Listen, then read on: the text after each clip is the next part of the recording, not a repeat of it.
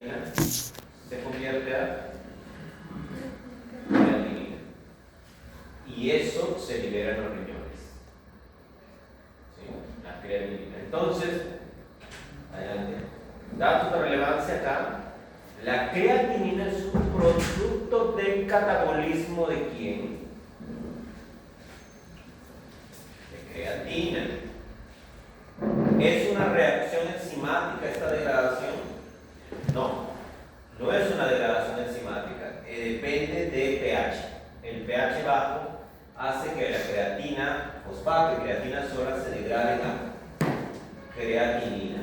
Entonces, en el contexto clínico, la creatinina, cuando está en cantidades normales, nos indica que el riñón está funcionando bien.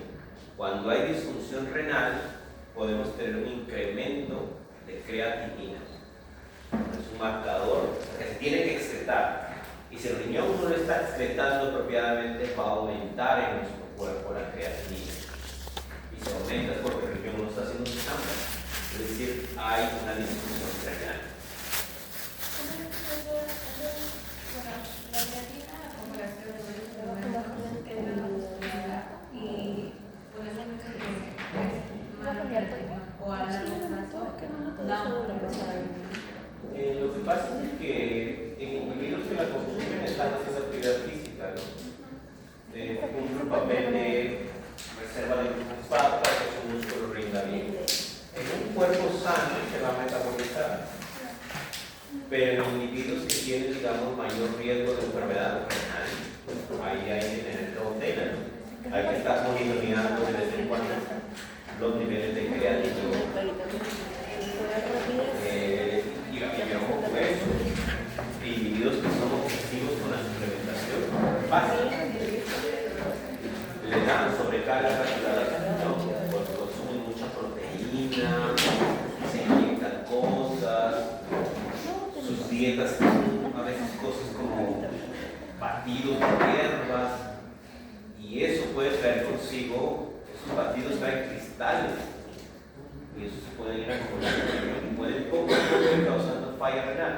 El exceso de proteínas, si bien es cierto, ayuda para el músculo, pero el individuo puede ser susceptible a que esa proteína afecte la filtración renal.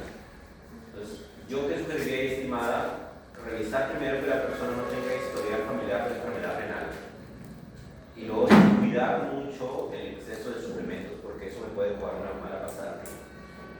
La hidratación es importante, entonces hay personas que no les gusta tomar agua.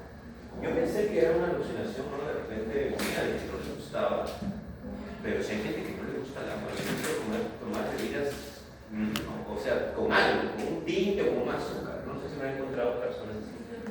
Yo. O sea, gaseosa, imagínense. Agua no, gaseosa. Sí. ¿Cómo será si puede prohibir ese riesgo de riñones? Pero bueno, eso es. El problema del riñón es que si falla es la diálisis. Si la diálisis no es nada agradable. Nada agradable. Bien, gracias, estimada. Ahora, otro dato de importancia nutricional acá respecto al tejido adiposo, que tiene que ver mucho con la ósmos. Miren, antes de hablar de eso, aquí tienen la ósmos. ¿Cuáles son las partes de la ósmos? Cadena de transportes y ¿para qué servía la cadena de transportes? Para movilizar ¿hacia dónde? ¿Hacia el espacio? Hacia el espacio intermembrana. Ahora, del espacio intermembrana ¿a dónde pasaba?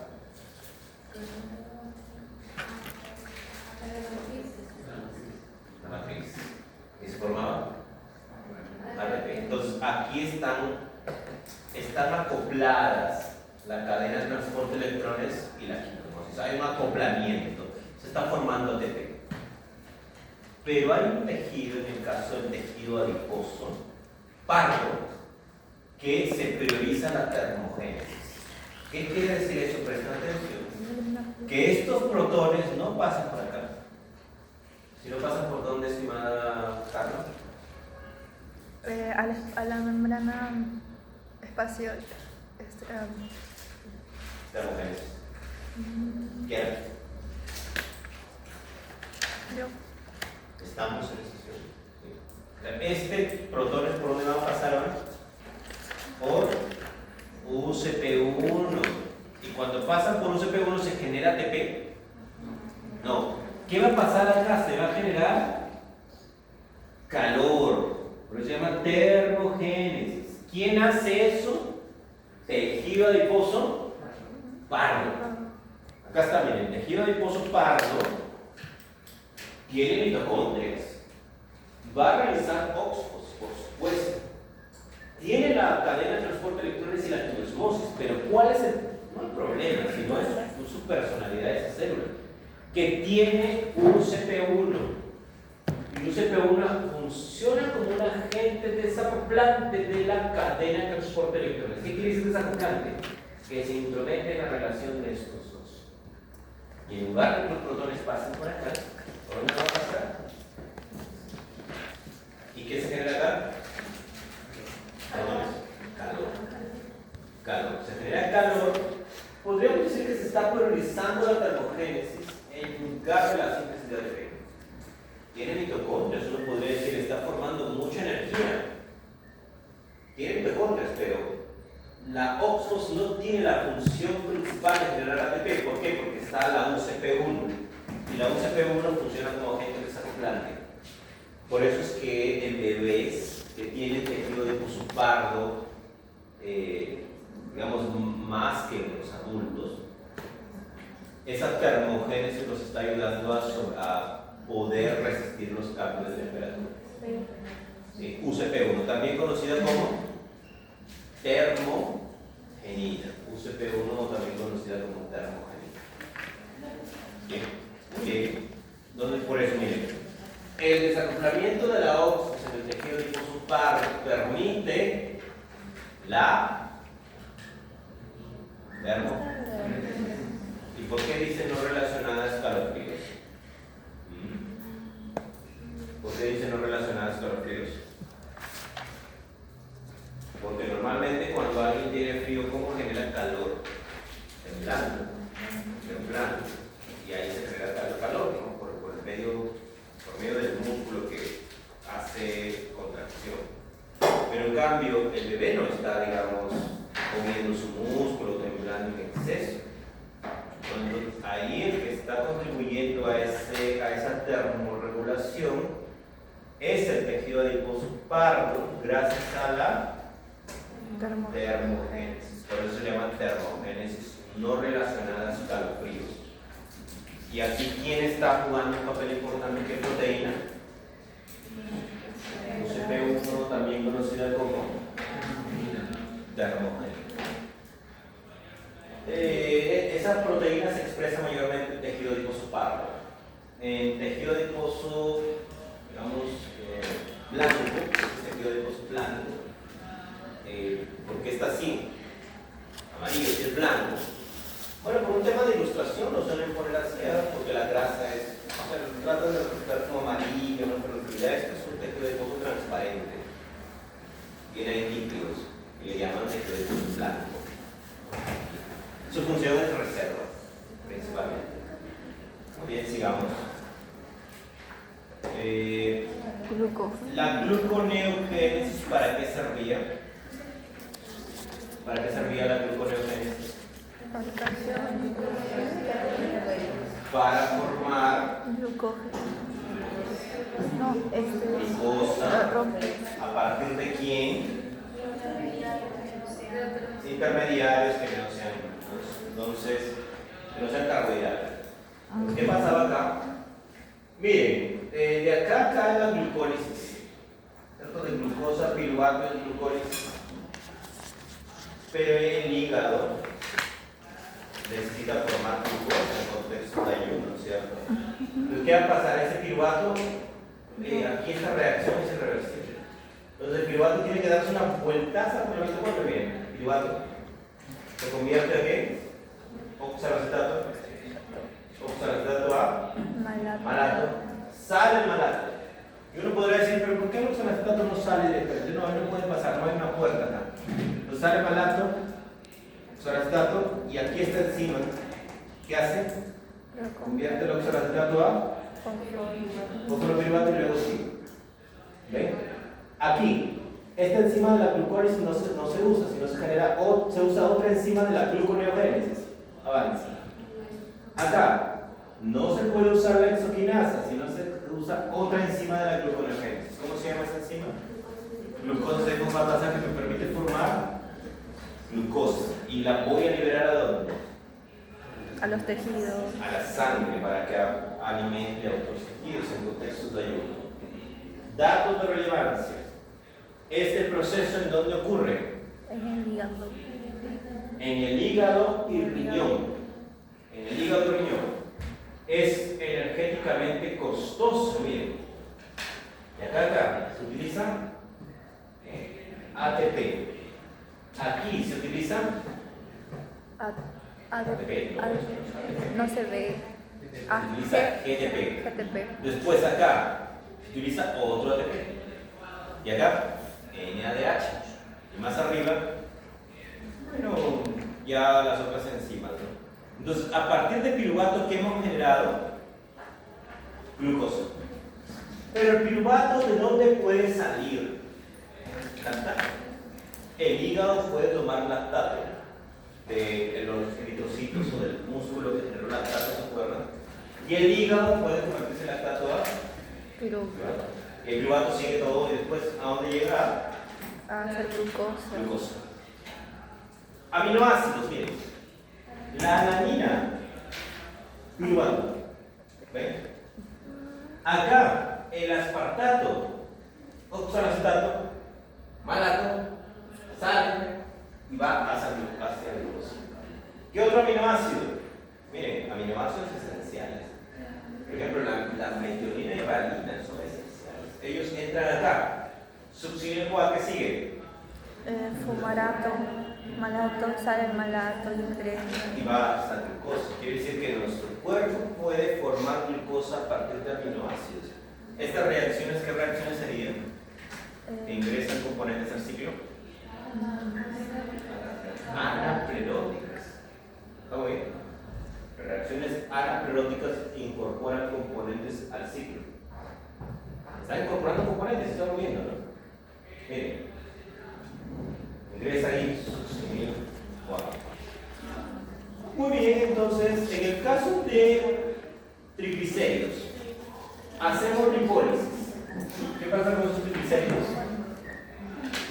El glicerol, ¿qué pasa con el glicerol? Pasa a ser fosfato. Glicerol fosfato.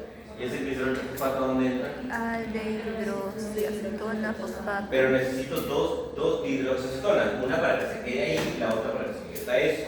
Entonces, ¿cuántos gliceroles necesito para formar una glucosa? Dos, o sea, uno que va a convertirse en esto y otro que se convierte en otra de esta que tiene que convertir a esto. O sea, tengo que tener los dos para luego lanzarme a formar glucosa. Muy bien. Entonces, se dan cuenta, a partir de la grasa yo puedo generar glucosa de alguna manera con cautela, con ese término. Grasa, triglicérido. Y del triglicérido solamente le puedo sacar ¿qué cosa? El glicerol. Y el glicerol sí puede convertirse hacia glucosa. Sí, el glicerol. Muy bien, ¿alguna pregunta hasta acá? ¿Alguna duda? ¿Curiosidad? Bien, esa es la gluconeogénesis. Es una ruta que aporta glucosa a sangre o quita glucosa de sangre. Aporta glucosa. A sangre. Aporta en contextos de. Ay, Está siempre prendida, pero en ayuno se intensifica y el riñón, mientras más avanza el ayuno, aumenta su gluconeogénesis. Puede llegar a ser hasta el 40% en el riñón, mientras más horas de ayuno haya. Pero recuerde que todas las rutas están prendidas en cierto punto. La intensidad es baja, sí, pero mientras más avanza el contexto, por ejemplo en el caso de ayuno, más activada va a estar. Y hablamos de dos órganos que hacen gluconeogénesis: el hígado y ¿qué más? El riñón. Por eso hablan a veces de gluconeogénesis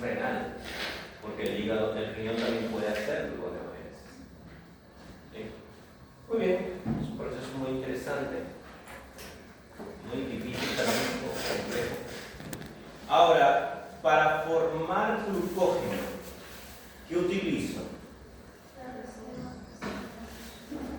Para formar glucógeno, para sintetizar glucógeno, ¿qué necesito? Glucosa. Entonces, ¿ahí qué pasa? Ese proceso de síntesis de glucógeno saca glucosa de la sangre y ahora la lleva a tejidos como... ¿Cómo se llama el proceso de formación de glucógeno? Glucogénesis, que significa formación de glucógeno. ¿Cómo empieza eso? Entra la glucosa, ustedes saben ahí, en el hígado por medio de qué transportador. En el músculo esquelético. GLUT4. Entonces ya saben qué va a pasar en temas de diabetes. Para formar glucógeno va a estar afectado ese proceso, porque el músculo esquelético necesita ese transportador. Ahora, la glucosa, como en toda ruta, la glucosa tiene que fosforilarse. ¿Quién la fosforila? La exoquinasa. La exoquinasa la fosforila y yo puedo tener ahí en el músculo esquelético exoquinasa y en el hígado la glucoquinasa. Es fosforilada. Y ahora, ¿qué pasa ahí? ¿Qué pasa con esa glucosa? ¿A qué se convierte? ¿A qué se convierte? Glucosa 1, fosfato. Esa glucosa 1 fosfato, después ¿a qué se convierte? Glucosa, que básicamente para formar glucógeno necesitamos tener esta versión. Esto. Es como que este UDP, difosfato de uridina, este componente, va a llevar de la mano a cada glucosa y la va a entregar a la síntesis de glucógeno. Entonces, eso es glucogénesis. Cada glucosa que entra al hígado o al músculo esquelético que va a entrar a la glucogénesis necesita convertirse en UDP, glucosa.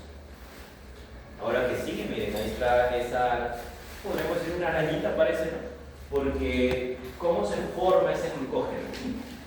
Todo parte con una cadenita pequeña, que es el glucógeno. ¿Qué hace esta glucogenina? Utiliza UDP glucosa, ¿eh? La glucogenina utiliza UDP glucosa, se queda con la glucosa y ¿qué se va? UDP. Después, UDP glucosa, se queda con la glucosa y se va el UDP. Y así para cada una de las 7 glucosas. ¿Estamos bien? Cada una de las... o sea, el primer del glucógeno consiste en 7 glucosas. ¿Qué es un primer? Es un iniciador. O sea, esta cadenita es necesaria porque es como si fuera la raíz. A partir de ahí se comienza a generar toda la molécula de glucógeno. ¿Sí? La glucogenina se encarga de hacer ese pequeño primer, ese pequeño iniciador. Se arman 7 glucosas ahí. ¿Sí? Ahora, ¿quiénes participan después? Miren, yo tengo 7 glucosas. Primero, ¿quién agregó estas 7 glucosas? Ahí está, la glucogenina ya se queda ahí y no se va. Luego, ¿quién comienza a agregar glucosas? ¿La glucógeno? Sintasa. La glucógeno sintasa comienza a agregar glucosas, extiende, pero hay alguien que malogra su trabajo. ¿Quién es? La enzima ramificadora. Esa enzima lo que hace es, ve que ha crecido la cadena y mocha un poquito de eso y lo pone así. Lo va a poner y crear una ramita. ¿Ven? ¿Vieron lo que hizo? Mochó un pedazo y lo puso aquí para generar una rama. Ven, aquí una ramita se ha creado. ¿Eso quién hace? La enzima ramificadora. ¿Y quién va a extender acá? Después va a seguir extendiendo la glucógeno sintasa. Miren ahí. ¿Ven? La glucógeno sintasa sigue extendiendo. Ahora eso se extiende. Coge un pedazo, hace una rama. ¿Quién hace eso? La enzima ramificadora. Entonces, por eso acá les he puesto en la PPT el dúo glucógeno glucógeno sintasa, enzima ramificadora. ¿Quién es la más regulable allí?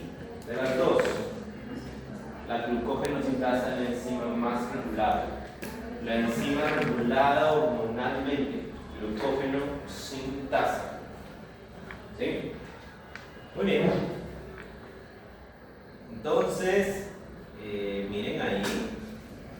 La insulina va a estimular a la glucógeno sintasa. La insulina, ¿qué opina? Va a activar lo que es la glucosa sintasa. Va a activar la glucógeno sintasa. ¿Y la epinefrina y glucagón qué va a hacer? Va a inhibir. Va a inhibir. Y se entiende, ¿no? Porque después de una comida, yo que tengo que hacer, esa insulina va a promover que la glucosa baje. ¿Cierto? ¿Cómo baja? La glucosa se oxida y también se forma glucógeno. La insulina está haciendo dos cosas. Está promoviendo que la glucosa se oxide, ¿cierto? Se catabolice.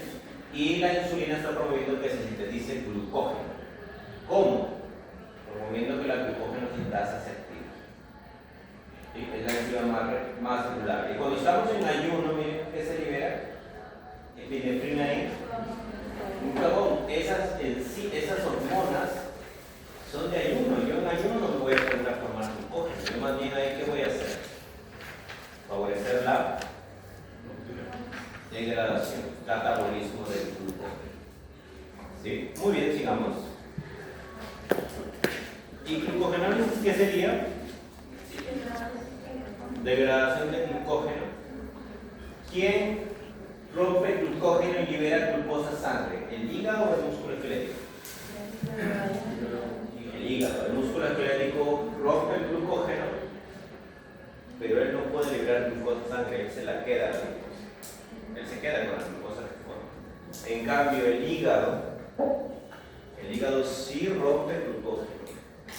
Y ese glucógeno que rompe, ¿qué libera? Glucosa. Esa glucosa sí puede llevar la sangre. Pero el músculo esquelético no, él rompe el glucógeno y él mismo se queda con la glucosa, él no la comparte. Tiene sentido porque, o sea, en un contexto de lucha o huida, ¿te imaginas que el músculo se quede sin energía? El individuo le da como el chavo, ¿no? Que se quedaba sin una garrotera. Y ahí un depredador se lo come más rápido. Entonces, por eso evolutivamente como primates, cuando estamos corriendo, ¿no? Un animal, el músculo tiene que mantenerse activo. No pasa eso ahora, por supuesto, pero es nuestra programación evolutiva que tenemos en nuestra genética. ¿Sí? Muy bien, ¿quién participa en la glucogenólisis? ¿Qué enzima es? La glucógeno-fosforilasa. Esa enzima se activa por fosforilación, habíamos dicho. O sea, esa glucógeno-fosforilasa se activa por fosforilación y ese glucofosfato que hace rompe los enlaces, ¿no? La glucógeno-fosforilasa utiliza grupo fosfato para romper aquí los enlaces. ¿Y qué pasa cuando rompe? Miren, se queda la glucosa con el fosfato en su cabeza. ¿Ven? ¿Y eso cómo se llama? Glucosa no fosfato. Entonces, cada vez que la glucógeno-fosforilasa actúa, se está liberando glucosa no fosfato. Y usted sabe, la glucosa no fosfato después se convierte a glucosa fosfato y luego esa glucosa fosfato puede convertirse en glucosa, ¿no? Ahora, esa glucosa fosforilasa está rompiendo enlaces, está trabajando, ¿se dan cuenta? Está rompiendo enlaces, pero llega un momento en que se detiene. ¿Hasta cuánto se detiene? Cuando quedan aquí 4. O sea, cuando quedan aquí 4 ya no avanza más, ahí se queda. Entonces, ¿quién rompe eso? ¿Quién creen que va a hacer eso? ¿Quién rompe? La enzima, miren, avanzó ahí, se quedó hasta 4. ¿Quién va a romper ahí? La enzima desramificadora. Esa enzima tiene 2 manitos. ¿Cierto? ¿Qué hace una mano? Coge 3 y los pone aquí a la cadena principal. Los tres los pone en la cadena principal. ¿Para qué? Porque aquí ¿quién va a romper? Glucógeno fosforilasa, ya va a seguir rompiendo acá. Y esto que queda, esta glucosa allí, la rompe su otra mano. ¿Cuál es su otra mano? Glucosidasa. Esa actividad enzimática rompe esto y se libera una glucosa libre. Por eso es que cuando usted tiene la degradación del glucógeno, van a haber dos tipos de productos. ¿Qué es esto? Glucosa, monofosfato y glucosa sola. ¿De dónde salieron esas glucosas solitas? De los puntos de ramificación de estos. Ahí. O sea, donde habían ramitas, ahí ha habido chance de formar glucosa libre. ¿Cierto? Muy bien, entonces tienen ahí que en la glucogenosis participan ¿cuántas enzimas? Dos. La glucógeno fosforilasa y la enzima desramificadora. Ahí tienen los productos. Y ahora, esa glucosa 6-fosfato que se genera, recuerden, esta glucosa no fosfato que se puede convertir a glucosa 6-fosfato. Ahí lo hace una mutasa, ¿no? Ahora, esta glucosa 6-fosfato que tiene que pasarle, convertirse a, o sea, básicamente le rompo un grupo fosfato. De una, el único grupo fosfato que tiene. ¿De 1 pasa a 6? De 1 fosfato pasa a 6. Claro, o sea, este fosfato que está en la posición 1 se le mueve a la posición 6. Ahí lo hace una mutasa o una isomerasa, como lo quieran llamar. Esa glucosa fosfato se le rompe su fosfato que se convierte a 2. Y ahora está lista para salir. Está lista para salir e ir a sangre. Pero hay algo delicado acá. El músculo puede hacer esto. ¿El músculo puede hacer esta conversión? No. ¿Quién puede hacer eso? El hígado. El hígado puede hacer esta conversión. Entonces, ¿qué enzima es la responsable de eso? La glucosa 6-fosfatasa. ¿Quién la expresa? El hígado. El músculo esquelético no expresa esa enzima. Por eso es que el músculo esquelético, ¿con qué se va a quedar? ¿Qué? Él mismo va a utilizar esa glucosa para otras cosas.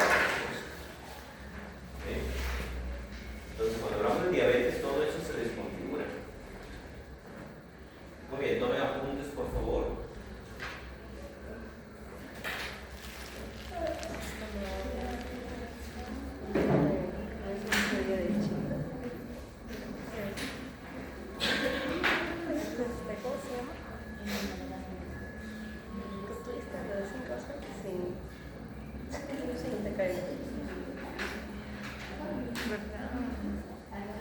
Quedamos para acá. Me olvidé.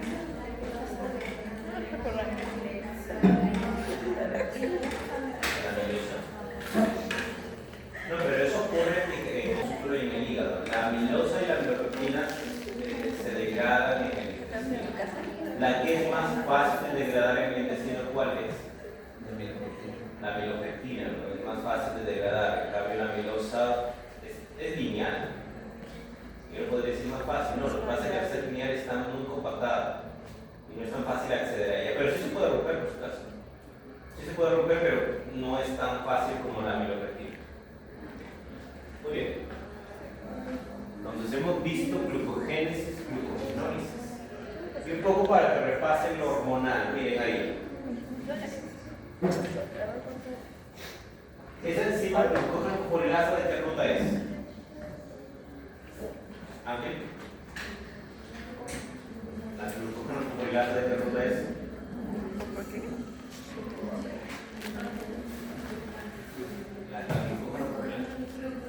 De glucogenólisis. ¿Esa enzima le gusta estar fosforilada o no? Sí. Le gusta estar fosforilada. ¿Y quién promueve su fosforilación? Miren. baja la glucosa en el cuerpo. El páncreas, ¿qué libera? ¿Qué células libera el glucagón? Las células alfa. Se libera el glucagón ya les había enseñado, ¿no? Una señalización del glucagón que hacía que incremente y al incrementar el AMP cíclico se activan quinasas. Y esas quinasas van a favorecer la fosforilación de la glucógeno fosforilasa. Y ella, cuando está fosforilada, está activa. Entonces, el ayuno hormonalmente puede hacer que se active la degradación de glucógeno o se active la glucogenólisis. Y ahora, eso ocurre cuando hablamos de glucagón. El glucagón tiene sensibilidad en el hígado. Pero el músculo esquelético, ¿por quién tiene sensibilidad? Por epinefrina. ¿Quién libera epinefrina? Las glándulas suprarrenales. Y el mecanismo es similar. La epinefrina actúa en el músculo. Hay una señalización, incrementa el nivel de CAM o AMP cíclico. Y ese AMP cíclico, ¿qué hacen? Incrementa quinasas. ¿Y esas quinasas qué hacen? Fosforina. Y ahora esta enzima estará lista ¿para qué? Para formar glucosa 1 fosfato. O sea, llevar a cabo fosforólisis, romper el glucógeno. Muy bien. ¿Todo bien? ¿Todo bien? Muy bien, sigamos entonces. ¿Preguntas? ¿Se puede volver a repetir esa última parte? ¿Cuál es el glucógeno? El músculo que tiene que ver con la epinefrina. O sea, en los dos nosotros llevamos a cabo ruptura del glucógeno. ¿Qué necesitamos ahí? Glucógeno fosforilasa. En los dos. Y para activar la glucógeno fosforilasa necesito tener grupo fosfato, ¿cierto? ¿Y quién necesito ahí? ¿Del AMP? Para incrementar el AMP cíclico, ¿quién tiene que llegar ahí? Tiene que llegar el glucagón en el hígado. O sea, el glucagón es específico de hígado. El hígado es más sensible, por así decirlo, al glucagón, responde mejor al glucagón. Pero en cambio el músculo, estimado, el músculo responde mejor a la epinefrina. Las dos hormonas se liberan en contextos de bajo nivel de glucosa. En alta demanda energética, en ejercicio vigoroso, ¿qué se está liberando? Epinefrina. También libera el glucagón, porque o sea, el glucagón se libera en contextos de bajo glucosa. En contextos de estrés, por ejemplo, ¿qué voy a liberar?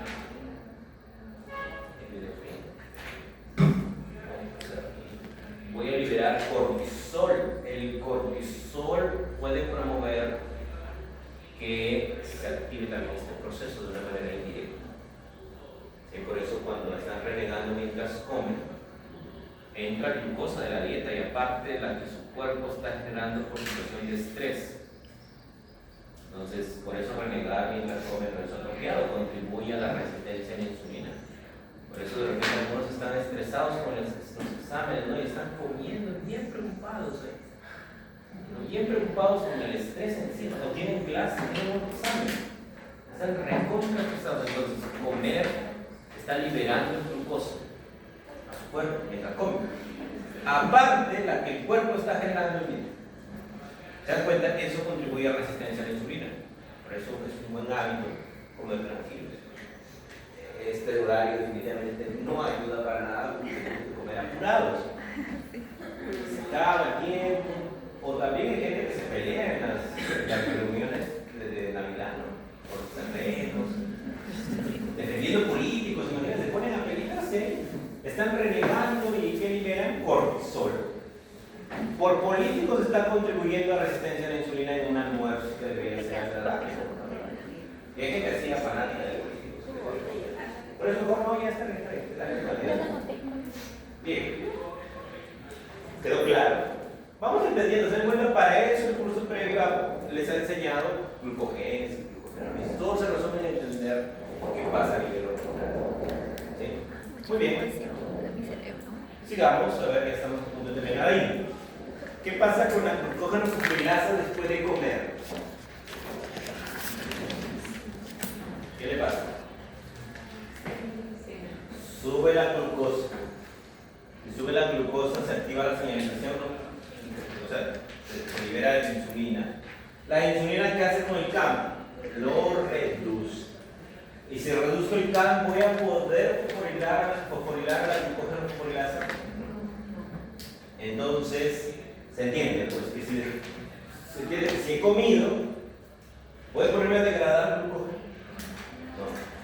Más bien hay la insulina que va a activar a la glucógeno sin tal.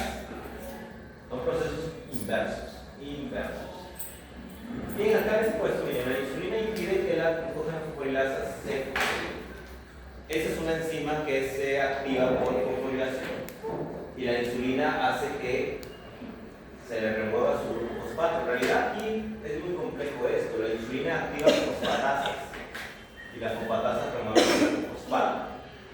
Quizá hubiera sido mejor en esa imagen, de hecho, poner acá que claro, se reduce el nivel de CAP y otra flecha que se activan fosfatasas. Esas fosfatasas remueven el grupo fosfato acá.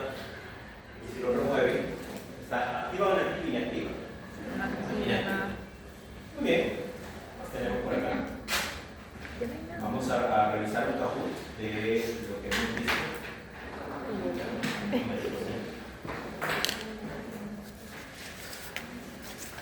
Carbohidratos debe estar. Carbohidratos vitales. Hay una parte de la clase que no se ha grabado con video. No sé si se lo me cortó el video, no sé.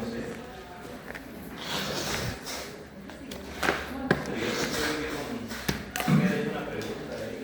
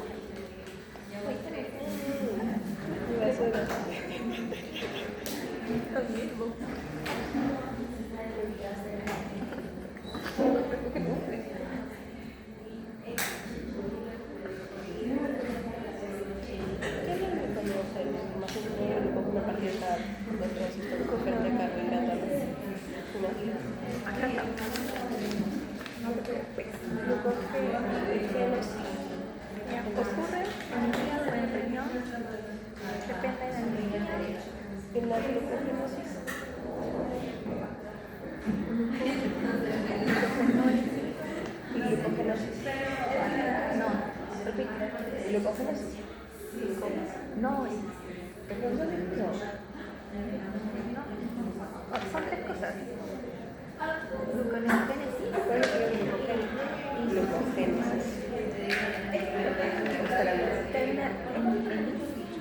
Profesor, ¿existe la glucogenosis?